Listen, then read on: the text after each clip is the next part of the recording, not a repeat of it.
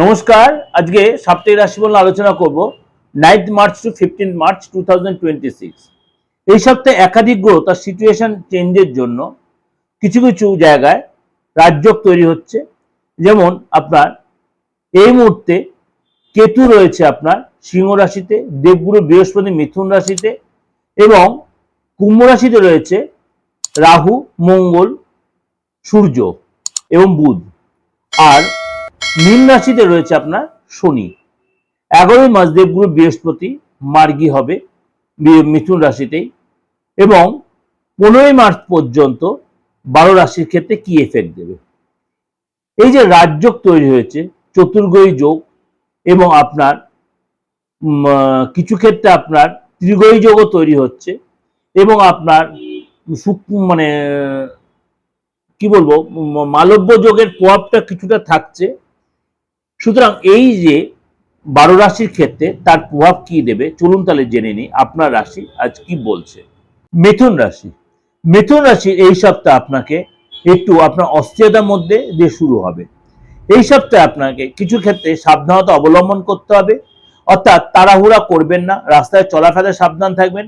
ছোটখাটো কোনো চোটাঘাত দুর্ঘটনা ঘটতে পারে। এই সপ্তাহে কিন্তু আপনাকে মানে কোনো কাজ হতে হতে মুখের সামনে বিগড়ে যেতে পারে। এই সপ্তাহে শারীরিক ও মানসিক দিকে আপনি একটু চাপে থাকবেন, টেনশন থাকবে, মনটা বড্ড অস্থির, পূর্ণ কথা মনে পড়তে পারে। মিথুন রাশির জাতক বা জাতিকা যারা এই সপ্তাহে গাড়ি চালানোতে, বিশেষ করে যে রাস্তায় গাড়ি চালিয়ে যান কোথাও বা আপনি যে ট্রাভেল করেন, অবশ্যই সাবধানতা অবলম্বন করবেন। মিথুন রাশির লোকেরা এই সপ্তাহে কথাবার্তা ব্যবহারে সংযম রাখবেন, বিনম্র হবেন এবং আপনাকে সংযত থেকেই আপনাকে সব কাজ এগোতে। আপনি যদি উগ্রতা দেখান সেই কাজ বিগড়ে যাবে। কাজের জায়গায় এবং ঘরে এবং পরিবারে ছোটখাটো কোনো কথায় আপনি অশান্তি পরিবেশটি এড়িয়ে চলবেন, নাহলে কিন্তু সেটা তিল থেকে তাল হয়ে যেতে পারে।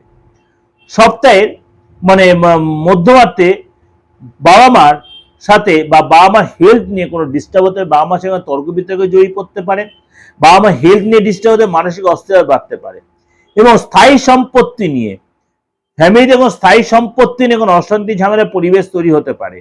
বিবাদের বা কোর্ট কাছারি এই সপ্তাহে কিন্তু বি কেয়ারফুল, কোনো ঝামেলায় জড়িয়ে পড়তে পারেন, আইনি ঝামেলায় জড়িয়ে পড়তে পারেন এবং আপনাকে অবশ্যই কথাবার্তা সংযত হবেন, তর্ক বিতর্ক এড়িয়ে চলবেন।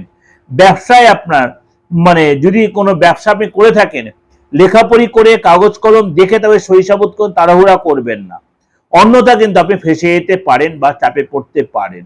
কোনো কারণে কোনো মানে একটা নেগেটিভ সিচুয়েশনে পড়তে পারেন। প্রেমের জায়গাটা কিন্তু একটু সতর্ক থাকবে, অর্থাৎ এই সপ্তাহে কিন্তু মিথুন রাশি লোকেদের একটু সতর্ক সংযত থাকবেন। লেনদেনের ব্যাপারে ট্রানজাকশনে সতর্ক থাকবেন।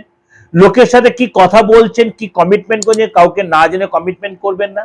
সপ্তাহের শেষের দিকটা আপনাকে অনেক বেশি ধীর স্থির হয়ে এগোতে হবে। এটা আপনাকে যে ওভারঅল একটা প্রেজেন্টেশন আমি দিলাম, অবশ্যই আপনাদের ভালো লাগবে। অবশ্যই ভালো লাগলে লাইক করবেন, শেয়ার করবেন এবং যোগাযোগ করতে হলে অবশ্যই বুকিং নাম্বারে ফোন করে নেবেন। নমস্কার, ভালো থাকবেন।